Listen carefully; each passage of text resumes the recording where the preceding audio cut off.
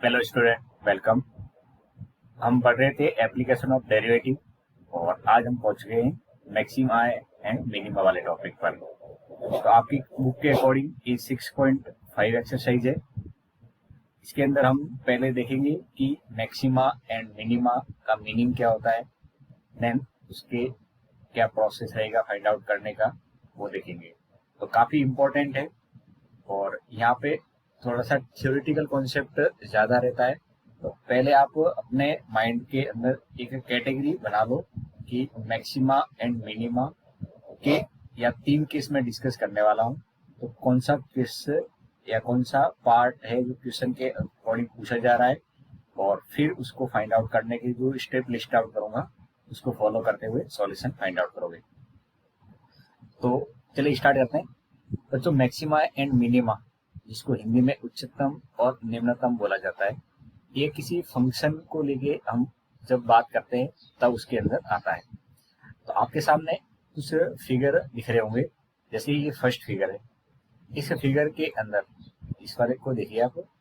इस फिगर के अंदर ये जो फंक्शन है कोई, इसने कुछ इस टाइप की शेप अटेंड कर रखी है। तो आप देख रहे होंगे इसकी एक पिक भी है जो सी एक्स की वैल्यू पर अटेंड कर रहा है वो। और इस पिक वैल्यू को क्या बोलेंगे, या इस पिक वैल्यू जो अटेंड करिए ये फंक्शन की क्या है, मैक्सिमम वैल्यू है।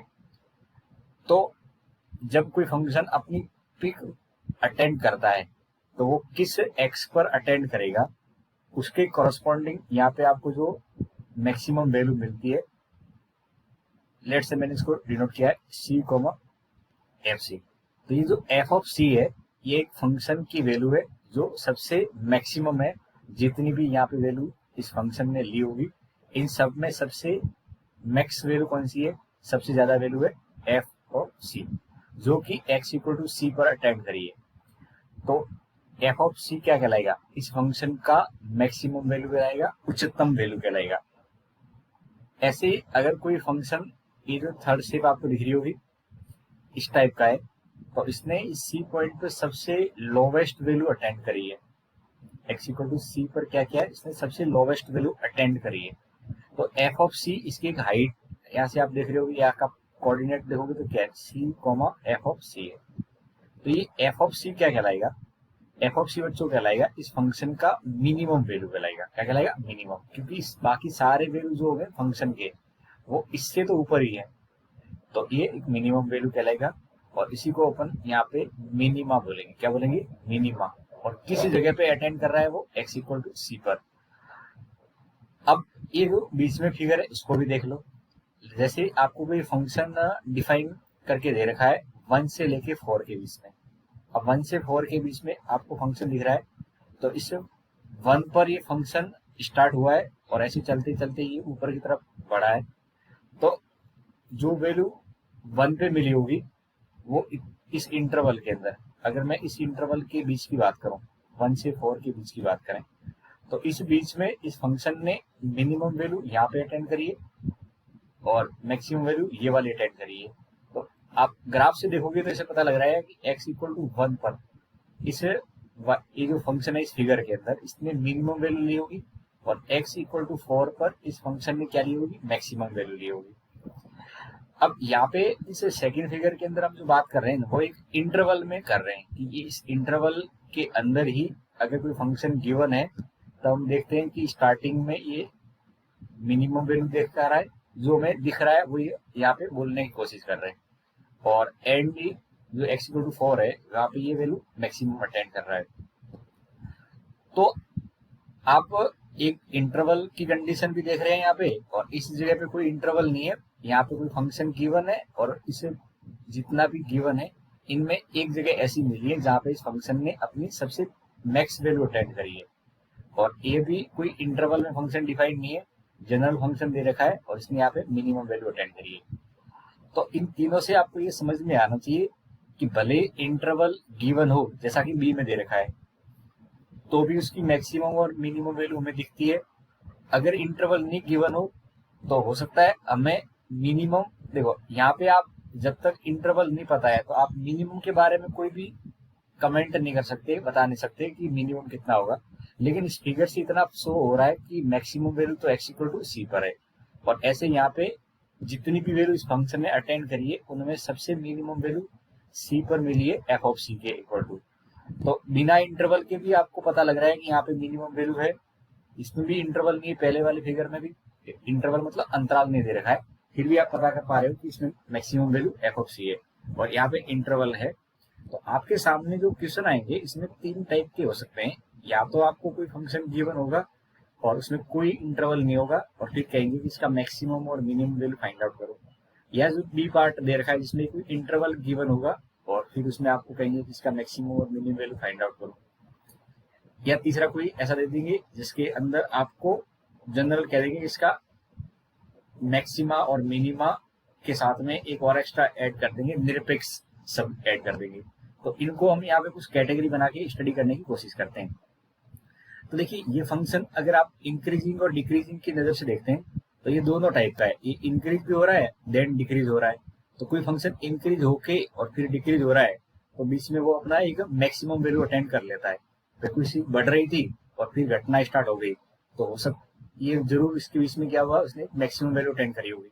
अगर कोई घट रही है फिर बढ़ना स्टार्ट हो जाए तो वो अपनी मिनिमम वैल्यू अटेंड करती है। जो मैं बोल रहा हूँ समझ पा रहे हो कि कोई फंक्शन अगर इंक्रीजिंग और डिक्रीजिंग है तो वो मैक्सिमा और मिनिमा जरूर अटेंड करता है, लेकिन फंक्शन ओनली इंक्रीजिंग है। यहाँ पे तो इंक्रीजिंग और डिक्रीजिंग दोनों है, ये क्या है दोनों है बोथ, ठीक है इसमें दोनों है, ये इंक्रीजिंग भी है और ये डिक्रीजिंग भी है, और ये भी क्या है डिक्रीज है और फिर इंक्रीज हो रहा है।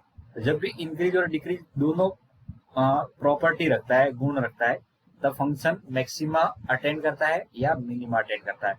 लेकिन अगर कोई फंक्शन मोनोटोनिक है, मोनोटोनिक का मतलब क्या होता है एक दिष्ट, एक दिष्ट में या तो वर्तमान है या ह्रासमान है। अगर फंक्शन एक ही टाइप का गुण रखता है या तो वर्तमान है या ह्रासमान है तो वो क्या करता है अपने एंड पॉइंट पर, देखो ये ग्राफ सेकंड वाला ये कैसा है वर्तमान टाइप का है, और वर्तमान ग्राफ जो होता है ना वो हमेशा और हमेशा अपने अंतराल के अंतिम बिंदु, अंतिम बिंदु का मतलब होता है एंड पॉइंट, क्या मतलब होता है एंड पॉइंट पर अपना मैक्सिमम और मिनिमम अटेंड करेगा। जैसे आप एक फिगर और देख लो तब समझ पाओगे। जैसे मुझे वापस स्टडी करना है 1 से 4 के बीच में और मेरे पास में एक कोई फंक्शन इस टाइप का है, ठीक है ये ऐसा फंक्शन है। तो देखो इस फंक्शन को देख के आपको समझ में आ रहा होगा कि इस फंक्शन ने मिनिमम वैल्यू आखिरी में ली है इस जगह पे और मैक्सिमम वैल्यू स्टार्टिंग में ले लिया था। तो आप इस फंक्शन को देख के कह सकते हो कि कैसा फंक्शन है ह्रासमान फंक्शन है। और ह्रासमान फंक्शन अपने स्टार्टिंग पॉइंट पे या एंड पॉइंट पे किसी एक जगह मैक्सिमम रखता है और एक जगह मिनिमम रहता है। जैसे अगर वर्तमान टाइप का है तो वो एंड आखिरी में मैक्सिमम वैल्यू देगा और स्टार्टिंग में मिनिमम वैल्यू लेगा। अगर ह्रासमान टाइप का है तो स्टार्टिंग में मैक्सिमम वैल्यू लेगा और एंड में क्या लेगा मिनिमम वैल्यू लेगा। तो आप यहाँ से एक पॉइंट तो अच्छे से आप समझ गए होंगे कि कोई फंक्शन अगर एक दिष्ट है, एक दिष्ट का मतलब होता है ये दोनों केस एक दिष्ट में आते हैं, वर्तमान हो या ह्रासमान हो, तो वो अपने अंतिम बिंदु पर उच्चतम और न्यूनतम मान अटेंड करता है। क्या ये बात आपके दिमाग में रह जाएगी हमेशा? बिल्कुल रह जाएगी। और अगर कोई फंक्शन इंक्रीजिंग और डिक्रीजिंग दोनों है, इंक्रीजिंग भी है और डिक्रीजिंग भी है, तो वो अपने पूरे प्रांत में किसी एक जगह या एक से ज्यादा जगह भी हो सकती है, मैं आगे समझाऊंगा, किसी एक जगह मैक्सिमम वैल्यू अटेंड करेगा और फिर दूसरी जगह मिनिमम वैल्यू अटेंड करेगा। एंड पॉइंट वैसा इसमें कोई खेल नहीं होता है। जब कोई फंक्शन इंक्रीजिंग और डिक्रीजिंग दोनों होता है तो फिर हम एंड पॉइंट पे ये वेट नहीं करते हैं कि वहीं पे हमें मैक्सिमम मिलेगा कि मिनिमम मिलेगा। उसके लिए आपको डिफरेंशिएशन की हेल्प लेनी पड़ती है, बस ये समझाने की मैं कोशिश कर रहा हूँ। अगर कोई फंक्शन इंक्रीजिंग और डिक्रीजिंग दोनों गुण रखता है तो उसका जो मैक्सिमा और मिनिमा होता है वो बीच में मिलता है, और वो बीच वाला पॉइंट फाइंड आउट करने के लिए मुझे डिफरेंशिएशन की हेल्प लेनी होती है।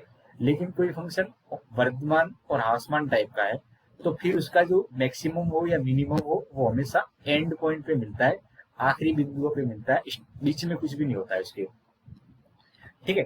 तो अभी आपने जो कुछ सिनेरियो समझा वो वर्तमान ह्रासमान ओनली एक टाइप का था। अगर कोई फंक्शन वर्तमान ह्रासमान दोनों है, जैसे ये देखिए एक ग्राफ है रोलर कोस्टर जैसा लग रहा होगा आपको। तो ये क्या है, पहले आसमान हो रहा है, फिर वर्तमान, फिर आसमान, फिर वर्तमान, फिर आसमान, दिख रहा है। तो आप जैसे कोई फंक्शन आसमान है फिर वर्तमान हो गया, तो अपनी एक जगह पे ये फंक्शन क्या करेगा, मिनिमा अटेंड करेगा जब वो अपनी डायरेक्शन चेंज करता है। जैसे यहाँ डायरेक्शन चेंज हो गई, तो इस जगह पे इसने क्या किया होगा, मिनिमम वैल्यू अटेंड करी होगी।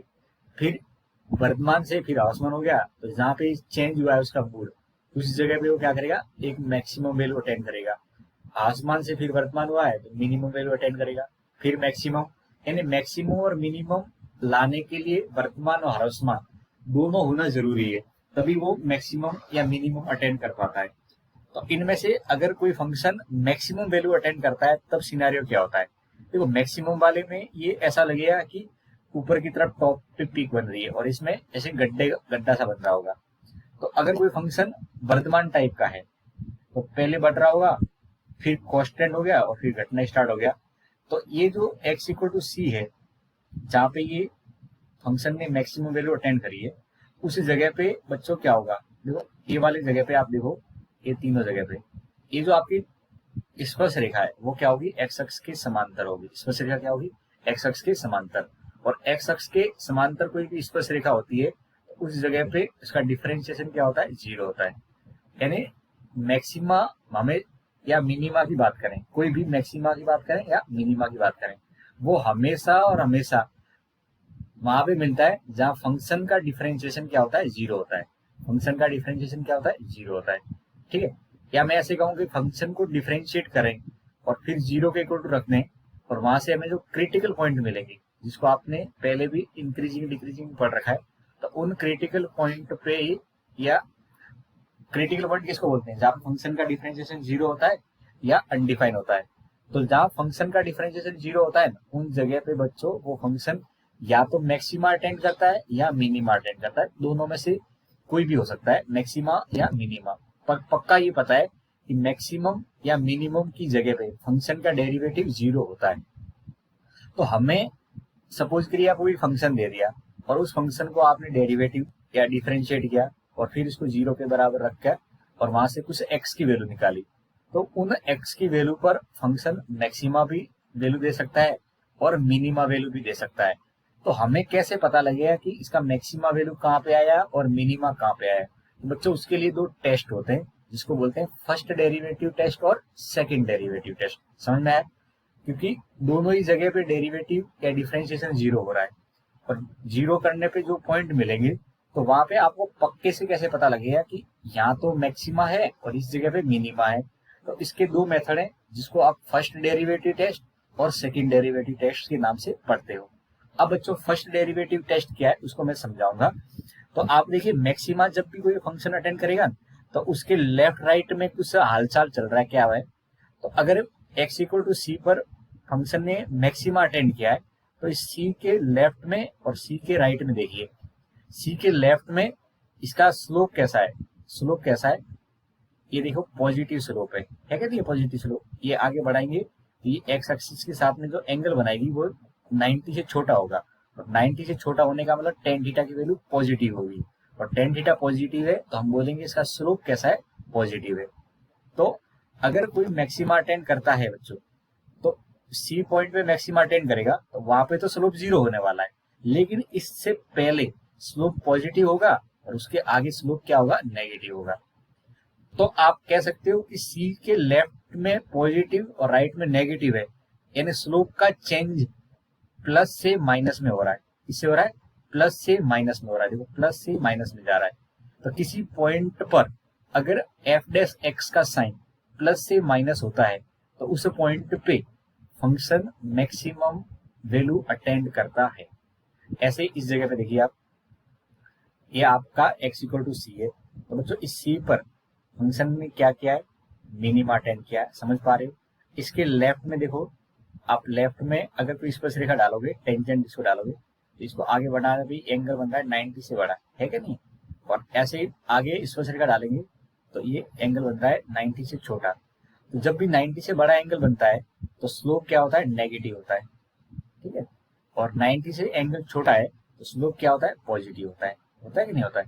तो किसी पॉइंट के लेफ्ट में नेगेटिव स्लोप हो और उसके राइट में पॉजिटिव स्लोप हो जाए, यानी नेगेटिव से पॉजिटिव जाते हैं, तो उस पॉइंट पे क्या होता है, उस पॉइंट पे मिनिमा अटेंड होता है। इसी को बोलते हैं फर्स्ट डेरिवेटिव टेस्ट। तो फर्स्ट डेरिवेटिव टेस्ट जो मैंने आपके सामने रखा है उसको आप यहाँ से समझ गए होंगे कि अगर किसी पॉइंट पर स्लोप प्लस से माइनस में होता है, कैसा होता है, प्लस से माइनस में, तब हम बोलते हैं कि यहाँ पे मैक्सिमा आया है, ठीक।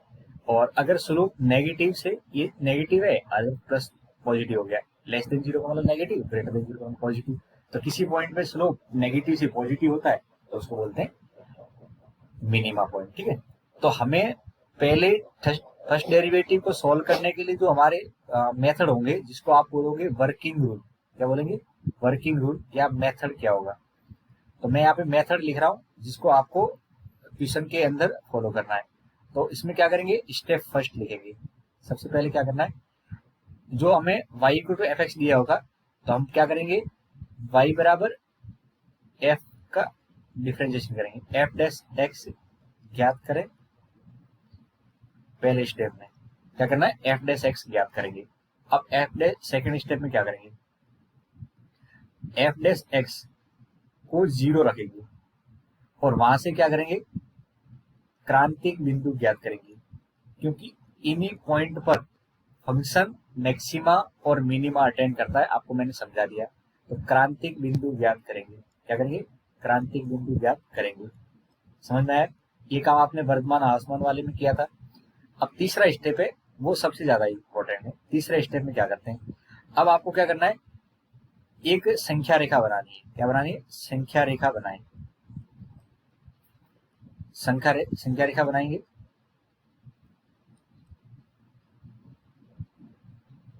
यदि x इक्वल टू सी पर, अब संख्या रेखा बन जाएगी।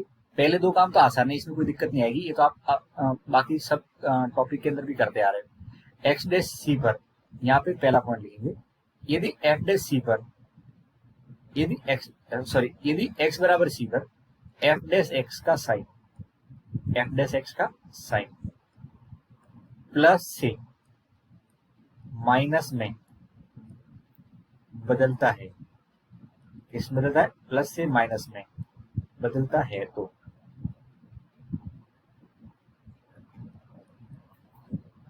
x बराबर सी पर क्या होगा, आपका मैक्सिमा होगा। क्या होगा, मैक्सिमा होगा, इसको हिंदी में बोलेंगे उच्चतम होगा। अब उच्चतम पता लग जाए तो हमें उच्चतम मान कैसे ज्ञात करना है मैं समझा दूंगा, कोई दिक्कत नहीं, वो तो पॉइंट रखना होगा। पहला पार्ट तो ये आ गया। यदि x इक्वल टू सी पर f डैश एक्स का जो साइन होता है, ध्यान सुनना, f डैश एक्स का साइन माइनस से प्लस में बदलता है, ये प्लस से माइनस में हुआ था, अब कह रहा हूं माइनस से प्लस में बदलता है,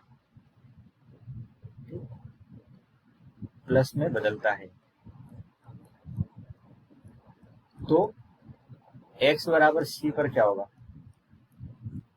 मिनिमा होगा। क्या होगा, मिनिमा होगा। सेकंड वाला केस देखो आप, ये जो फिगर बना रखे हैं बस इसको मैंने थ्योरी में यहाँ पे डाल के लिख दिया है। तो x इक्वल टू सी, ये सी क्या होगा, ये F dash x equal to zero से क्रांतिक बिंदु निकाले होंगे, इन्हीं को x इक्वल टू सी में बोल रहा हूँ, क्रांतिक बिंदु है, इन्हीं को नाम दे रहे हैं x इक्वल टू सी पर। अब ये एक पॉइंट हो सकता है सॉल्व करने पे, दो हो सकते हैं, तीन हो सकते हैं, चार हो सकते हैं, कितने भी हो सकते हैं। आपको क्या करना है, हर एक बिंदु को संख्या रेखा पे रखना है। क्या रखना है, संख्या रेखा पे रखना है, और संख्या रेखा पे रखेंगे आपको उसका साइन पता करना है, बिंदु के लेफ्ट राइट में क्या चल रहा है एफ डैश एक्स का। तो हमें संख्या रेखा किसकी बनानी है, एफ डैश एक्स की बनानी है। किसकी बनानी है, एफ डैश एक्स की। जैसा आप वर्तमान और ह्रासमान निकालते समय संख्या रेखा बनाते थे, वही वाली संख्या रेखा है, ठीक है। अब एक कंडीशन ये भी आ सकती है जिसके अंदर ये दोनों ही चेंज नहीं हुए, कुछ भी नहीं हो, यानी प्लस का प्लस ही रह जाए और माइनस का माइनस रह जाए। तो तीसरा केस में यहाँ लिख रहा हूँ, थोड़ी सी जगह का इश्यू है। तीसरा, यदि x बराबर सी पर कोई चेंज नहीं हो, कोई चेंज एंड कोई भी परिवर्तन नहीं हो, तो आपको क्या बोलना है, उसको नति परिवर्तन बिंदु बोलना है। आपको यहाँ पे एक पॉइंट या वर्ड दिख रहा होगा, नति परिवर्तन बिंदु, जहाँ पे कुछ भी चेंज नहीं होता है उसको नति परिवर्तन बिंदु बोलते हैं। इंग्लिश में पॉइंट ऑफ इनफ्लेक्शन बोला जाता है। क्या बोलते हैं? पॉइंट ऑफ इनफ्लेक्शन बोला जाता है। यानी जिस पॉइंट पे कोई भी चेंज नहीं होता है, ग्राफ अपनी करवट बदलता है, तो उस पॉइंट को बोलते हैं नति परिवर्तन बिंदु। ठीक है, तो बच्चों आपके सामने एक क्वेश्चन आएगा, उस क्वेश्चन के अंदर आपको फंक्शन का मैक्सिमम और मिनिमम वैल्यू फाइंड आउट करना होगा। तो हम उसको सॉल्व करने के लिए ये जो आपके सामने स्लाइड पे जो लिखा है, इस स्टेप को फॉलो करेंगे। यदि एफ डैश एक्स का साइन प्लस से माइनस में चेंज होता है, देखो ये प्लस और ये इधर माइनस, तो प्लस से माइनस में जाता है, पहले बढ़ेगा फिर घटेगा, तो जरूर बीच में उसने मैक्सिमा अटेंड किया होगा। प्लस से माइनस ऐसे याद रखना, प्लस से माइनस तो मैक्सिमा। अच्छा, ये जो देखा जाता है ये हमेशा आपको देखना कैसे, लेफ्ट टू राइट देखना होता है। इसको देखते समय क्या करते हैं, लेफ्ट टू राइट देखते हैं, लेफ्ट टू राइट इसको देखना है। कैसे देखना होता है, लेफ्ट टू राइट देखना होता है, यानी लेफ्ट साइड से देखते देखते राइट साइड में उसको ऑब्जर्व करते हैं। तो इसको बात को भी ध्यान रखें कि देखना कैसे है। अब ये जो आपको स्टेप बताया, ये सबसे ज्यादा भरोसेमंद है मैक्सिमा और मिनिमा वैल्यू फाइंड आउट करने के लिए। ठीक है, इसका एक सेकंड डेरिवेटिव मेथड भी है। अब मैं सेकंड डेरिवेटिव मेथड बताता हूँ, सेकंड अवकलन नियम। तो सेकंड अवकलन नियम क्या है, और ये इजी है, ज्यादा इजी है। ठीक है, और ज्यादातर बच्चे इसी को सॉल्व करते हैं, ज्यादा सरल है। तो आपको दोनों में से कोई भी एक मेथड अप्लाई कर सकते हो, कोई दिक्कत नहीं है। लेकिन एग्जाम में कौन सा जनरली बच्चे प्रीफर करते हैं, क्योंकि इजी वाला आप प्रीफर करोगे तो आपको कंफ्यूजन भी नहीं होगा और जल्दी आंसर तक पहुंचेंगे। तो इसमें क्या होगा, वर्किंग रूल यानी हल करने की जो विधि होगी हमारी, वर्किंग रूल क्या रहेंगे। तो अब सेकंड डेरिवेटिव क्या कहता है कि आप स्टेप फर्स्ट करिए, बस इसमें सेकंड डेरिवेटिव की हम सहायता लेते हैं। तो स्टेप फर्स्ट क्या है, एफ डैश एक्स ज्ञात करेंगे। क्या करेंगे, एफ डैश एक्स ज्ञात करेंगे। आपको कोई सर कोई दिक्कत नहीं, ये तो हम काम करते आ रहे हैं। स्टेप सेकंड है कि इसमें एफ डैश एक्स को 0 के बराबर रखेंगे, एफ डैश एक्स को 0 के बराबर रखें एवं क्रांतिक बिंदु ज्ञात करें। जो पिछले में काम कर रहे थे वही सेम, क्रांतिक बिंदु यानी एक्स बराबर सी ज्ञात करेंगे। अब ये पॉइंट एक से ज्यादा भी आ सकते हैं, एक से ज्यादा भी आ सकते हैं। तो एफ डैश एक्स को 0 रख के क्रांतिक बिंदु मिल जाएंगे।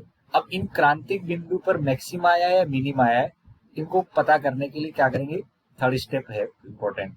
तो एक्स इक्वल टू सी का मान, ये जो हमें सेकंड स्टेप से मान मिलेंगे का मान एफ डबल डैश एक्स में रखेंगे। क्या करेंगे, जो एक्स इक्वल टू सी का जो मान आया वो सेकंड डेरिवेटिव में रखेंगे। अब यदि यहाँ पे ध्यान से देखो, अगर सेकंड में रखेंगे किसका, एक्स इक्वल टू सी का मान, तो हमारे पास में सेकंड डेरिवेटिव की कोई वैल्यू मिलेगी। तो यदि एक्स इक्वल टू सी पर एफ सेकंड अवकलन का मान ग्रेटर देन 0 आ जाए, तीन पॉसिबिलिटी बन सकती है। जब आप एक्स इक्वल टू सी का मान सेकंड डेरिवेटिव में रखें तो हो सकता है हमारा सेकंड डेरिवेटिव 0 से बड़ा आ जाए।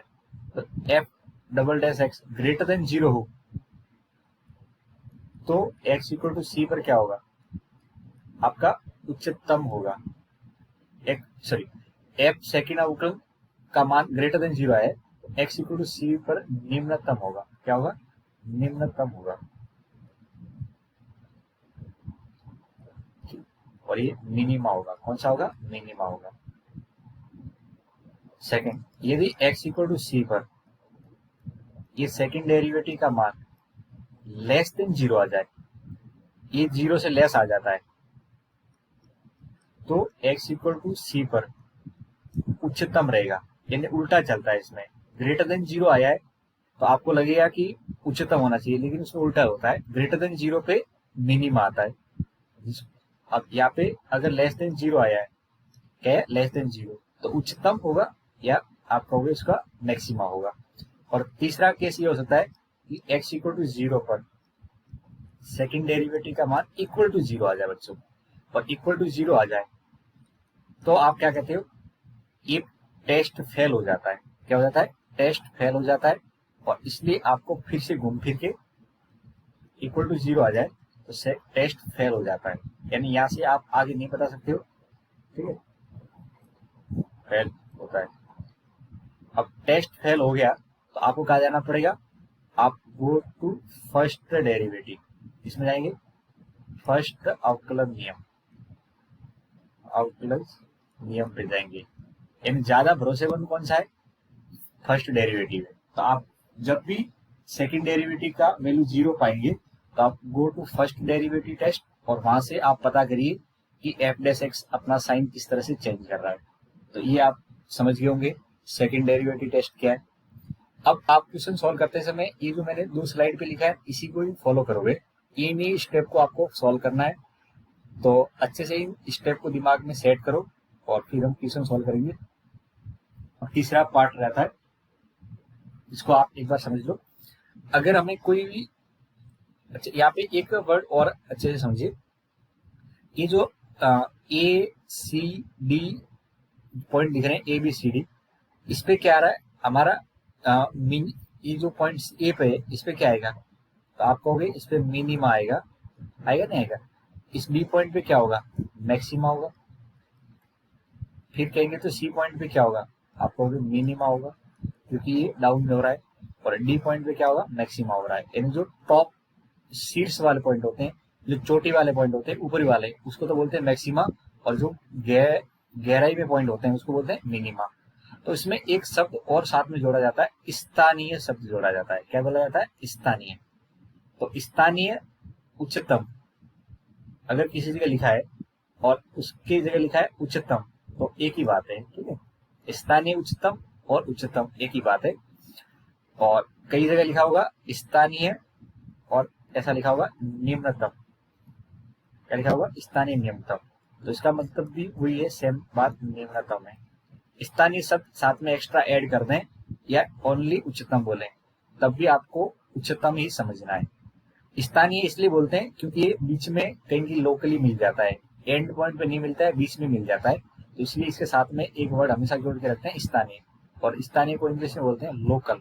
क्या बोलते हैं, लोकल। तो यहाँ पे लोकल और निम्नतम है तो मिनिमा बोलेंगे।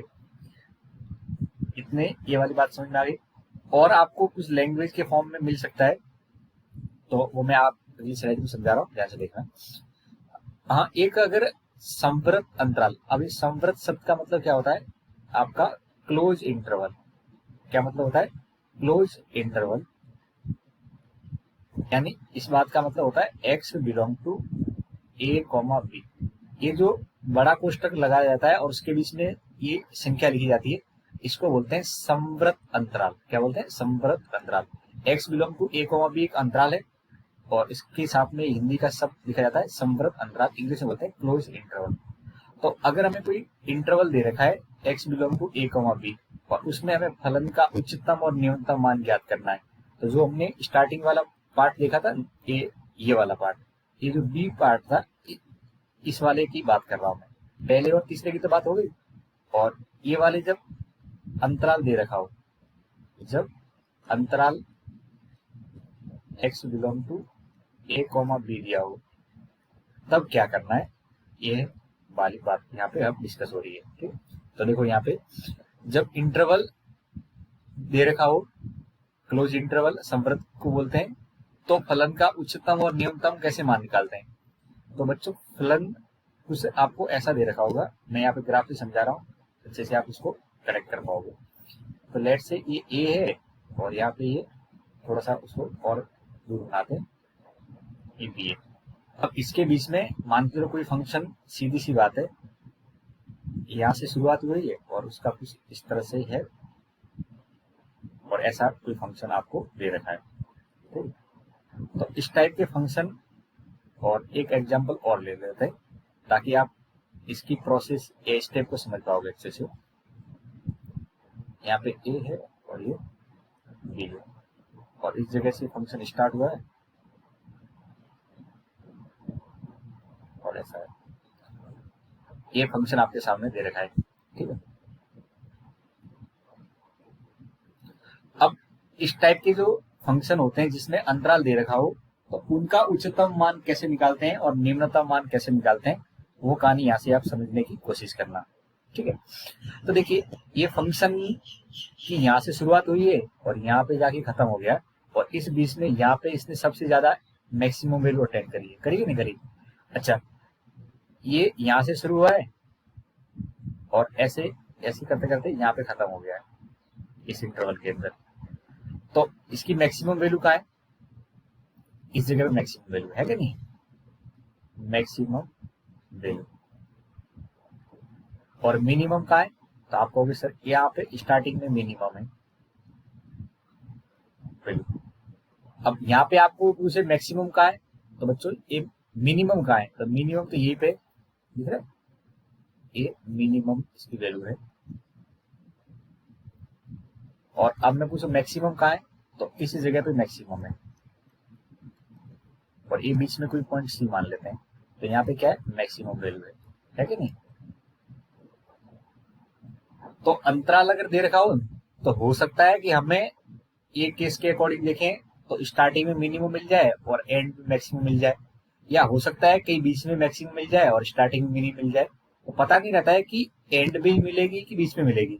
अगर ऑलवेज वर्तमान है तब तो पक्के से पता है कि स्टार्टिंग में आपको मिनिमम मिलने वाली है और आखिरी में क्या मिलने वाली है? मैक्सिमम वैल्यू मिलने वाली है। वर्तमान में तो फिक्स होता है स्टार्टिंग में मिनिमम और आखिरी में मैक्सिमम, लेकिन जो बढ़ता है और घटता है तो उनमें मैक्सिमम बीच में भी मिल सकती है और आखिरी पॉइंट में मिल सकती है।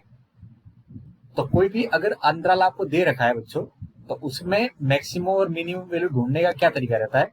तो आप क्या करते हो कि यहाँ पे पॉसिबिलिटी कहाँ कहाँ हो सकती है मैक्सिमम और मिनिमम मान की? तो हो सकता है अंतराल के स्टार्टिंग में हो, आखिरी में हो, या किसी जगह बीच में हो जाए। तो बीच वाला पॉइंट कौन सा है? ये पॉइंट फिक्स है और इस पॉइंट पे फलन का डेरिवेटिव क्या हो रहा है? जीरो हो रहा है। हो रहा है कि नहीं हो रहा है? तो हमें बीच में अगर मिलेगी तो वहीं पे मिलेगी जहां पे डिफरेंशिएशन जीरो होगा। मेरे इस शब्द को सुनना ध्यान से। अगर हमें मिनिमम वैल्यू बीच में मिलेगी तो कहाँ मिलेगी? जहां पे फंक्शन का डेरिवेटिव यानी डिफरेंशिएशन जीरो हुआ है वहीं पे मिल सकती है, और जगह तो नहीं मिलने वाली है। तो हमारे पास में जो मैक्सिमम या मिनिमम की जो पॉसिबिलिटी नजर आती है बच्चों, वो अंतराल के अंतिम बिंदुओं पे हो सकता है या बीच के क्रांतिक बिंदु पे हो सकता है, और कहीं पे नहीं है। तो हम क्या करते हैं? अंतराल के अंतिम बिंदु और क्रांतिक बिंदु पर मान ज्ञात कर लेते हैं और फिर तीनों में तुलना कर लेंगे। जो तीन चार मान आएंगे उनमें तुलना कर लेंगे और फिर आप इनमें से बड़ी वाली वैल्यू को बोलोगे उच्चतम है और छोटी वाली वैल्यू के निम्नतम है। अब देखो, ये भी मिनिमम है और यहाँ पे भी मिनिमम है, ये मैक्सिमम है। अब इन सब में आपके पास में जो मान निकल के आएंगे, एक यहाँ पे निकालोगे बी पर, कहाँ निकालेंगे? बी पर निकालेंगे। एक निकालेंगे इस क्रांतिक बिंदु पर और एक निकालेंगे इस क्रांतिक बिंदु पर। तो एक तरह से आपके पास में ये x1 मान लेते हैं, ये x2 है और ये x3 है। तो जब क्रांतिक बिंदु निकालोगे तो आपके पास में ये वाले पॉइंट मिलके आ जाएंगे एफ डैश एक्स को जीरो करने पर। और अंतिम बिंदु तो दे रखे हैं, तो हम टोटल 5 वैल्यू निकालेंगे, ए पर, x1 पर, x2 पर, x3 पे और b पर। और इन पांचों में से जो भी मैक्सिमम वैल्यू होगी वो मैक्सिमा कहलाएगी और जो मिनिमम होगी वो मिनिमम कहलाएगी। यानी यहाँ पे आपको कहने का मतलब अंतिम बिंदुओं पर और क्रांतिक बिंदुओं पर फलन का मान ज्ञात करना होता है। जो बड़ा मान आएगा वो मैक्सिमम, जो छोटा मान आएगा वो मिनिमम होगा। क्योंकि हमें नहीं पता है कि आखिरी में मिली होगी कि बीच में मिली होगी। तो आपको इसको कैसे सॉल्व करना है? तो देखिए, पहला स्टेप ये रहेगा कि आप क्या करोगे? F dash x equal to zero कर दोगे और आप इसके क्रांतिक बिंदु निकालोगे। ठीक है, अब क्रांतिक बिंदु निकालने यानी मिल गए हुए क्रांतिक बिंदु और अंतराल के अंतिम बिंदु लेने, और इन सभी बिंदुओं पर देखो, ये स्टेप सबसे इंपॉर्टेंट, इन सभी बिंदुओं पर क्या करना है? मान की गणना करनी है, कैलकुलेट।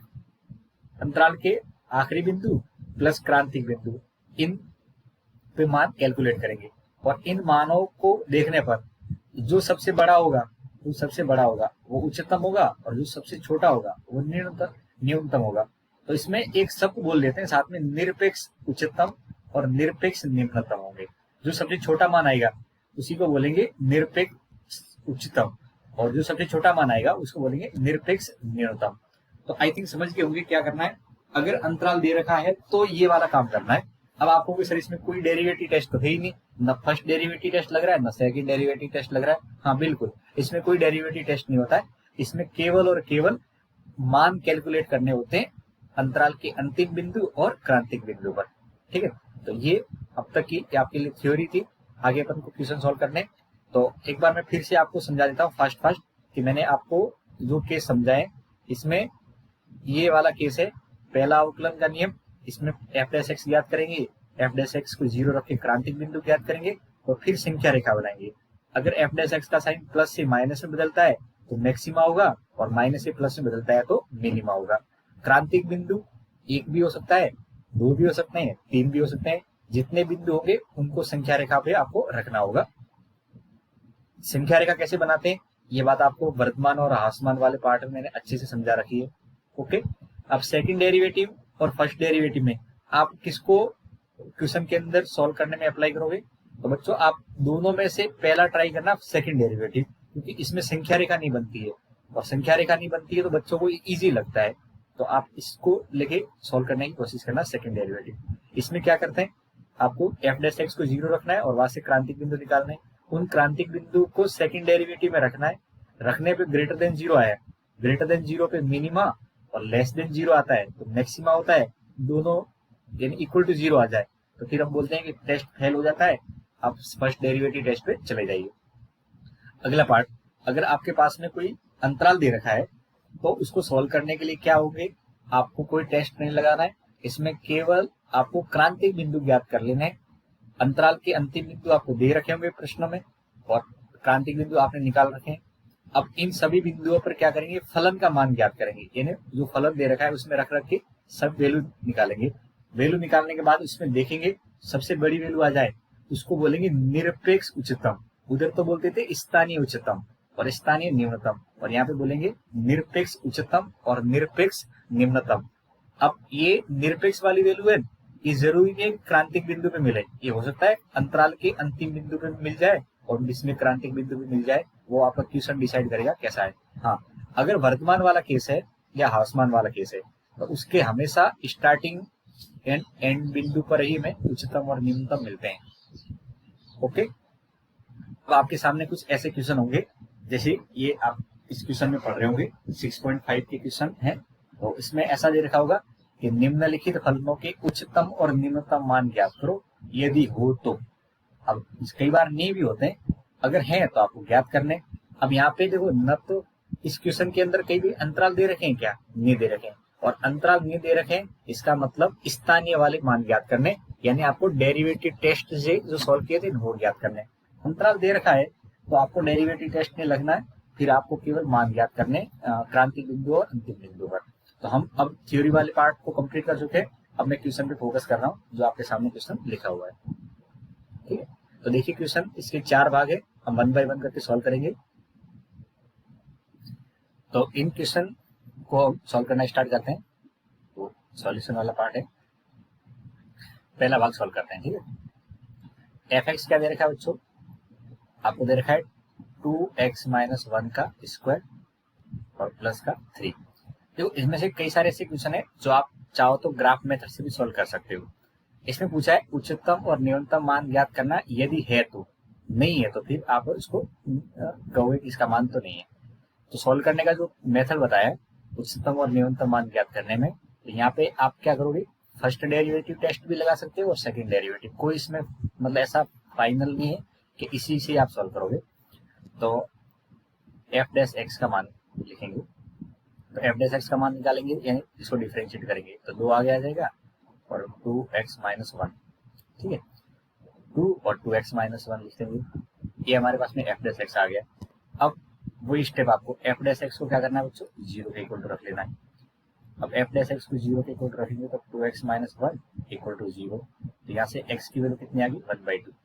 अब एक ही पॉइंट आया, इस पॉइंट पे क्या होगा, फर्स्ट डेरिवेटिव मतलब इस पॉइंट पे मैक्सिमा मिलेगा या मिनिमा, उच्चतम मिलेगा या न्यूनतम, इसके बारे में पता करना है। तो आप क्या करोगे, इस पॉइंट को, इसी को बोलेंगे क्रांतिक बिंदु। ये जो आया ये क्या है, हमारा क्रांतिक बिंदु है। ठीक है, अब इस क्रांतिक बिंदु पे मुझे नहीं पता है कि मैक्सिमम आया होगा कि मिनिमम, क्योंकि उच्चतम पे भी डेरिवेटिव 0 होता है और निम्नतम पे भी डेरिवेटिव 0 होता है। तो इस पॉइंट पे हमें कैसे पता लगेगा कि मैक्सिमम आया कि मिनिमम आया, इसके लिए आप डेरिवेटिव टेस्ट करते हो। तो मैंने बोला सबसे इजी टेस्ट कौन सा होता है, सेकंड डेरिवेटिव टेस्ट होता है। तो आप क्या करोगे, ये x = 1/2 है, उसको सेकंड डेरिवेटिव में रख देंगे। तो पहले सेकंड डेरिवेटिव निकालो, सेकंड डेरिवेटिव क्या आएगा बच्चों, इसको डिफरेंशिएट करेंगे तो देखो ये जो सॉल्व करोगे ये कितना है, 4x-2 है, क्या है 4x-2। जब उसको डेरिवेटिव निकालेंगे सेकंड वाला तो इसमें कितना आ जाएगा, 4 आ जाएगा, आ गया 4। अब f सेकंड का मान क्या है 4, जो कि 0 से बड़ा है, तो क्या होगा x इक्वल टू 4 पर, x इक्वल सॉरी 1/2 पर, जब 0 से बड़ा आ जाता है सेकंड डेरिवेटिव का मान तो x इक्वल 1/2 पर क्या होगा, निम्नतम होगा, क्या होगा, निम्नतम होगा। समझ गए, सेकंड डेरिवेटिव टेस्ट यही तो कहता है कि अगर सेकंड डेरिवेटिव का मान 0 से बड़ा आ जाता है तो निम्नतम होगा। अब आपको पूछा है कि जो है तो आप बताओ न्यूनतम मान कितना होगा, तो आप लिखोगे यहाँ पे न्यूनतम मान या निम्नतम मान, एक ही बात होती है।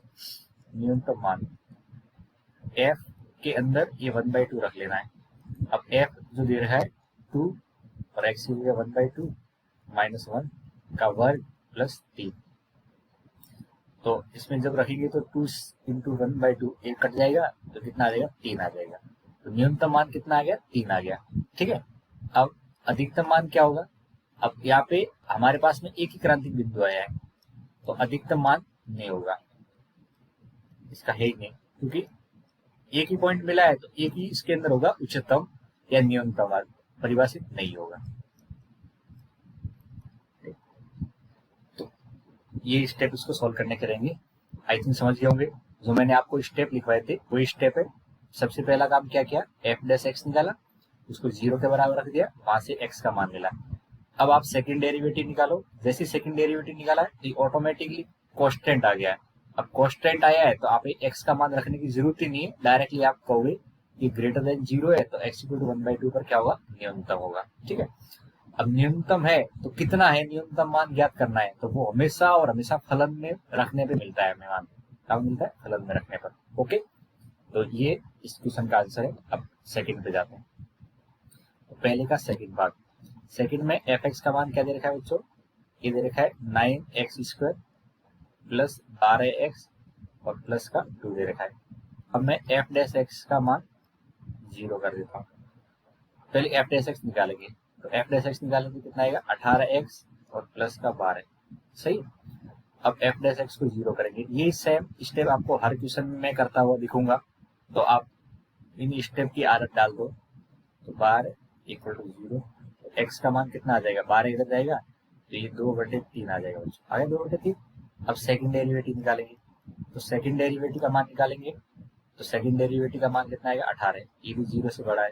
अब 0 से बड़ा है, इसका भावार्थ क्या होता है, x इक्वल टू -2/3 पर क्या होगा, निम्नतम होगा।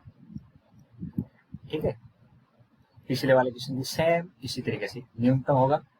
अब न्यूनतम होगा तो न्यूनतम मान क्या आएगा, न्यूनतम मान आपको निकालना है, तो क्या करना है, ये जो x की वैल्यू है ये फलन में रख लेनी है।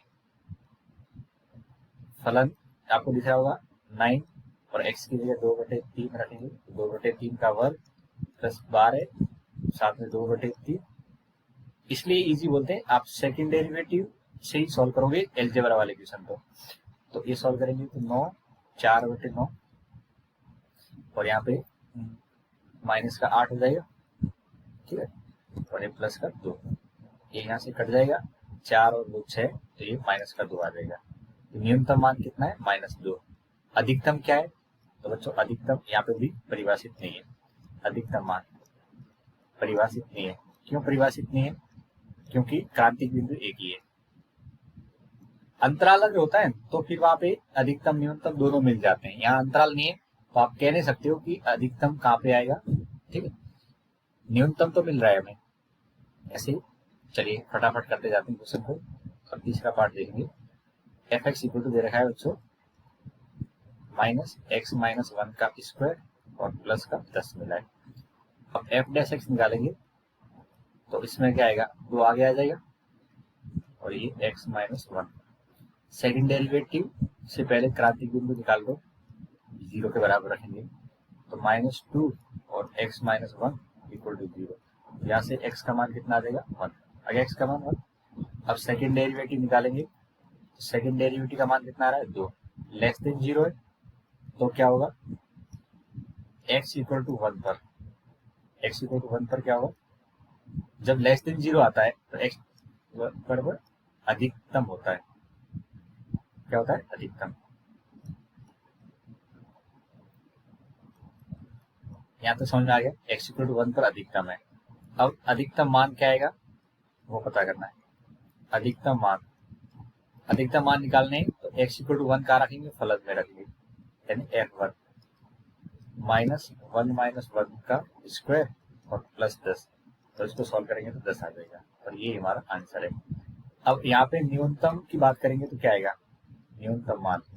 तो आप न्यूनतम की जगह बोलोगे परिभाषित नहीं है, क्योंकि क्रांतिक बिंदु जो था उस पर अधिकतम आ गया है।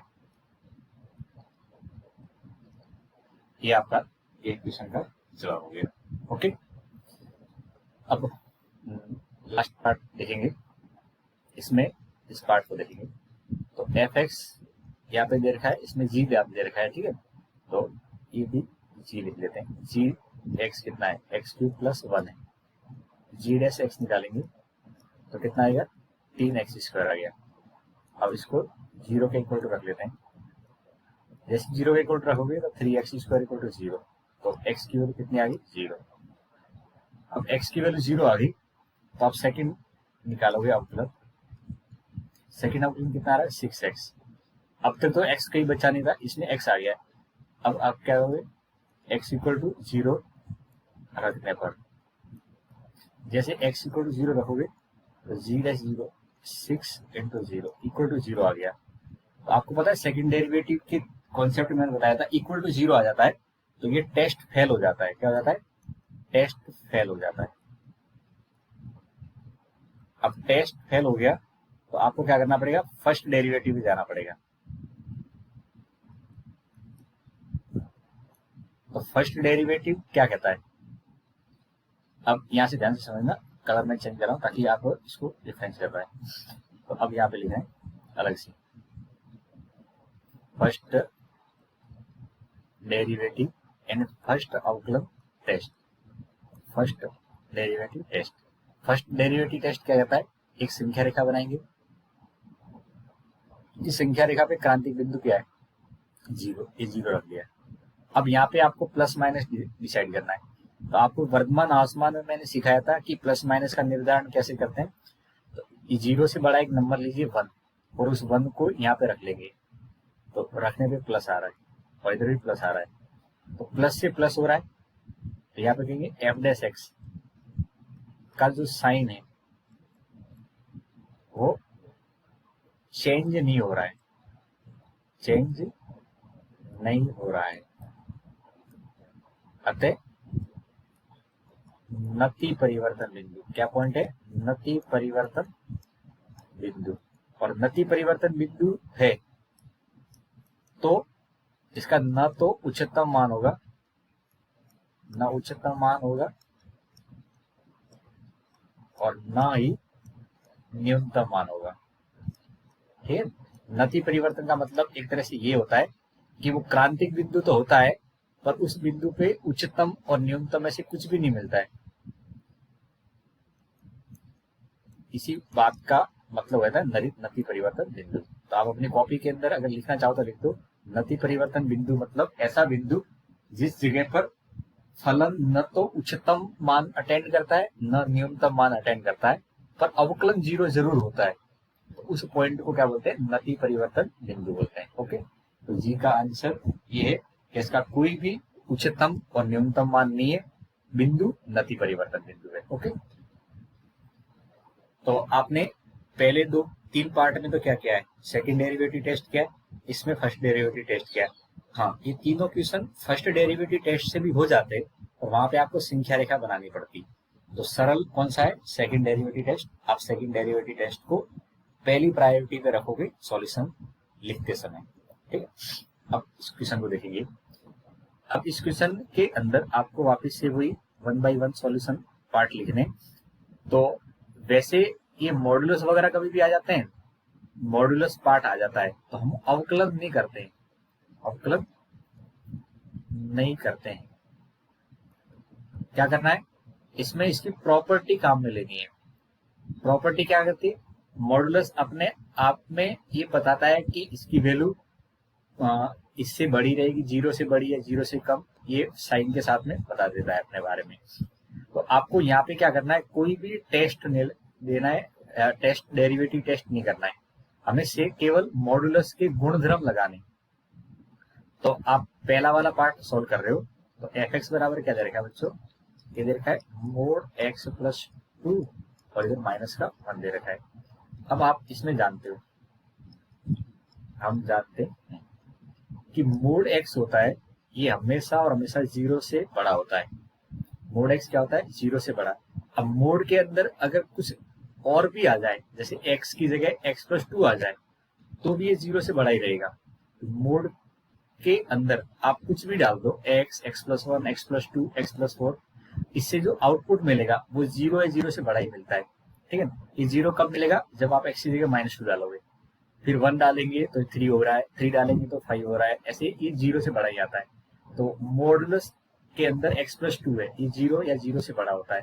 अब हमारे क्वेश्चन के अकॉर्डिंग मॉडुलस x प्लस 2 के साथ में -1 भी है, तो मैं यहाँ पे क्या करूंगा, ये इनइक्वालिटी जो दे रखी है इसको -1 दोनों साइड सब्ट्रैक्ट कर लेंगे, तो ये हो जाएगा 0 -1 हो गया। अब ये जो पार्ट है यहाँ से लेके यहाँ तक, ये तो आपका क्या है, एफ एक्स है कि नहीं, एफ एक्स, और एफ एक्स का मान क्या आ रहा है, -1 से ज्यादा। एफ एक्स का मान -1 के बराबर और उससे ज्यादा। अब बताओ एफ एक्स का मान -1 से ज्यादा और बराबर आता है, तो उसको आप अगर इंटरवल में लिखना चाहते हो कैसे लिखोगे, ऐसे लिखोगे। अब इस इंटरवल में न्यूनतम कितना है, न्यूनतम मान कितना है इसका, इस इंटरवल का न्यूनतम मान है -1।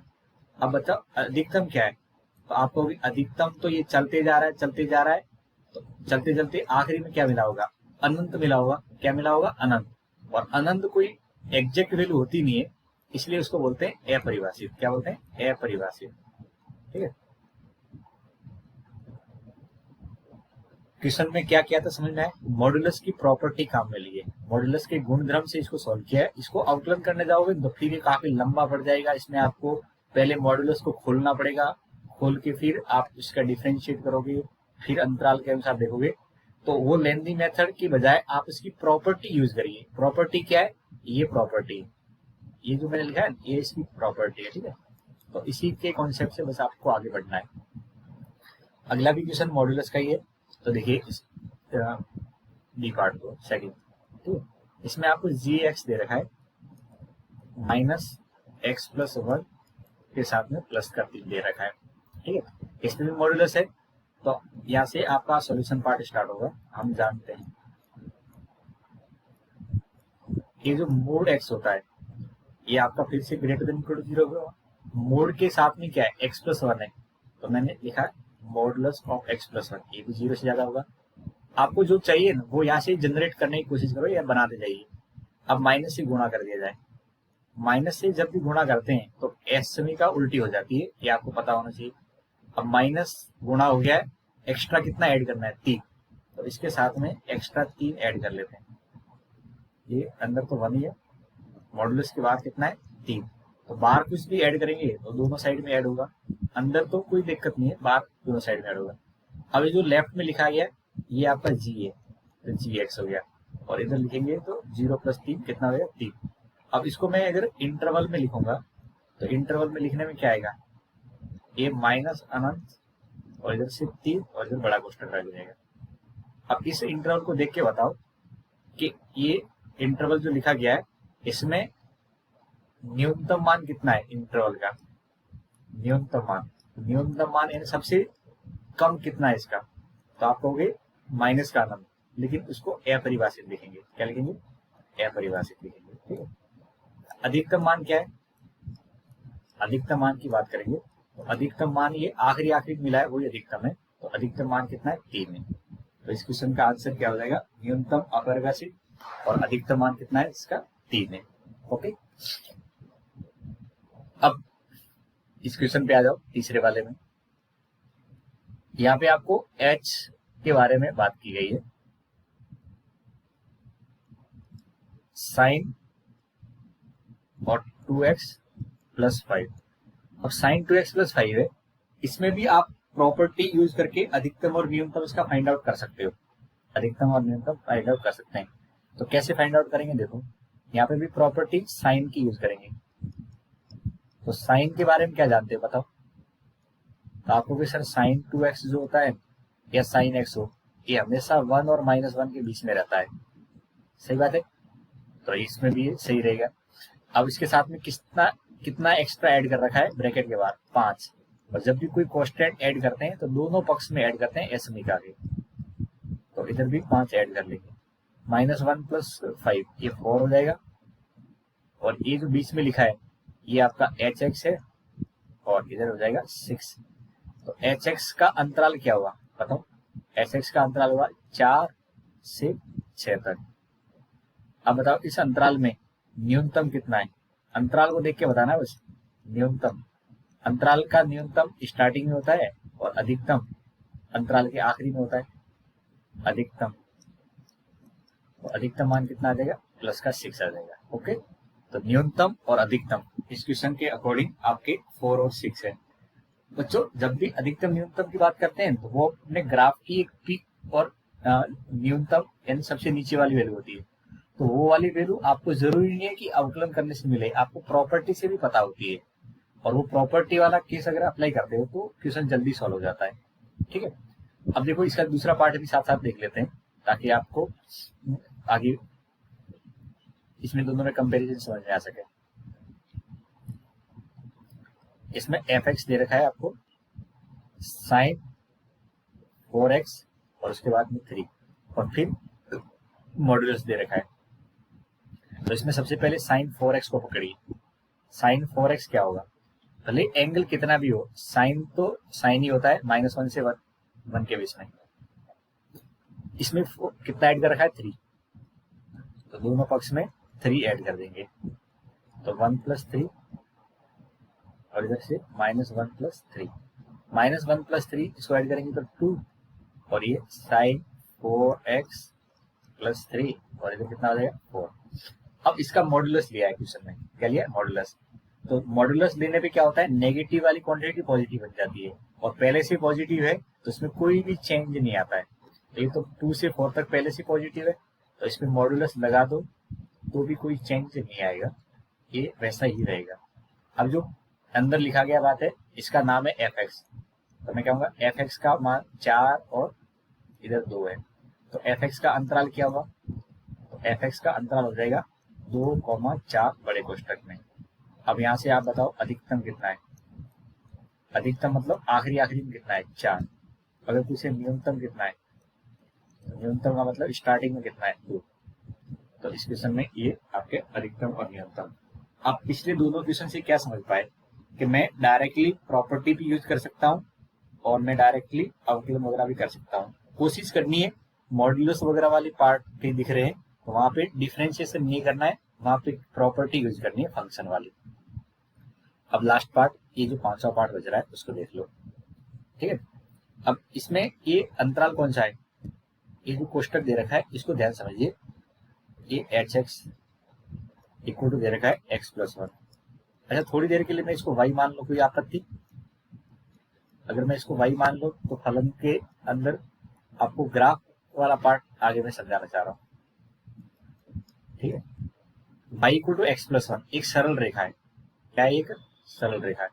और सरल रेखा है तो आप इसका ग्राफ बना सकते हो, और ग्राफ बना सकते हो तो आपको सारी पिक्चर क्लियर हो जाएगी। ठीक है, अब एक ग्राफ कहां से कहां तक बनाना है? -1 से ये -1 इसमें खोखला गोला है, और ये 1 तक लेके जाना है, और इस पर भी एक खोखला गोला है। -1 से 1 के बीच में बनाना है। तो आपको सरल रेखा ग्राफ बनाने के लिए बताया हुआ कभी कभी कि टेबल बनाते हैं।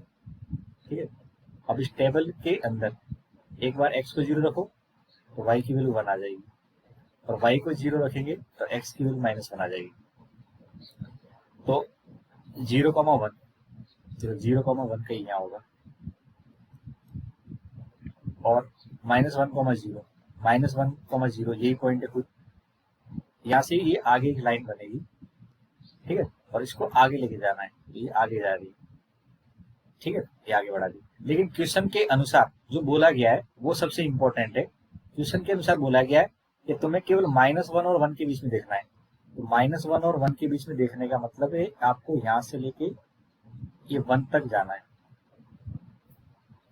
और यहाँ पे रुक जाना है। तो ये पॉइंट भी खोखला रहेगा, ये पॉइंट भी खोखला रहेगा।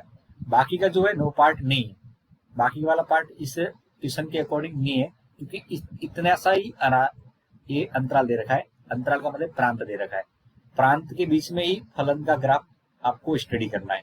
तो मैं इसको साइड में बना रहा हूँ, अब देखना आप ध्यान से। ये -1 है, इधर 1 है, और इनके बीच में कुछ ग्राफ ऐसा दिख रहा है जिसमें एक खाली है और ये वाला खाली है। ठीक है, ये आपका ग्राफ है, एक्चुअल ग्राफ जो इसमें दिख रहा है। ये तो जनरल ग्राफ था, पूरे आर के लिए ग्राफ था, लेकिन हमें तो इतनी परमिशन दे रखी है। अब ये आखिरी के पॉइंट शामिल है नहीं, आखिरी के पॉइंट तो शामिल है नहीं, और जब आखिरी के पॉइंट शामिल नहीं होते हैं ना, तो आप ये नहीं कह सकते हो कि स्टार्टिंग में मुझे मिनिमम मिला होगा और आखिरी में मैक्सिमम मिला होगा। नहीं, अगर हमें बड़ा कोष्टक दे रखा होता तब हम इसको कह सकते हैं कि हाँ यही पे, लेकिन ये -1 तो अलाउड नहीं है। -1 से बड़ा, -1 से बड़े तो बहुत सारे पॉइंट है। -1 से बड़ा ये भी है, यहाँ पे भी आ जाएगा, ये भी है, ये भी है, ये भी है। तो आप यहाँ पे ये डिसाइड नहीं कर पाओगे कि हमको कहाँ पे निकालना है। तो जब भी छोटा कोष्टक दे रखा हो और उसके बीच में आपको वैल्यू पता करनी हो, न्यूनतम और अधिकतम, तो न्यूनतम मान यहाँ पे अपरिभाषित रहता है। क्यों अपरिभाषित रहता है? क्योंकि वो पॉइंट तो है नहीं जहां से ग्राफ शुरू हुआ है, -1 तो है नहीं। अब -1 से बड़ा आपको देखना है, तो -1 से बड़े तो सब -1 से बड़े ही है। आप किसको बोलोगे कि हाँ ये पे ग्राफ मिनिमम है? तो न्यूनतम मान अपरिभाषित, अधिकतम मान ये भी अपरिभाषित रहेगा, ये भी क्या रहेगा? अपरिभाषित। हाँ, यहाँ पे अगर बड़ा कोष्टक होता, कैसा होता? बड़ा कोष्टक होता, तो -1 पे मिनिमम मिल जाता और +1 पे मैक्सिमम मिल जाता। ठीक है, -1 पे मिनिमम मिलता और 1 पे मैक्सिमम मिलता। कब? जब यहाँ पे बड़ा कोष्टक होता, लेकिन यहाँ पे छोटा कोष्टक है, इस वजह से इसका कोई भी आखिरी या मतलब स्टार्टिंग और एंड वाली वैल्यू या फिर मैक्सिमम मिनिमम काउंट नहीं होगी। ठीक है, तो इस वीडियो में इतना ही रखते हैं। आपको थ्योरी पार्ट मैंने समझाया और ये 2 क्वेश्चन सॉल्व करवा दिए। अब नेक्स्ट वीडियो के अंदर मैं ये क्वेश्चन नंबर 3 से स्टार्ट करूंगा। Thank you.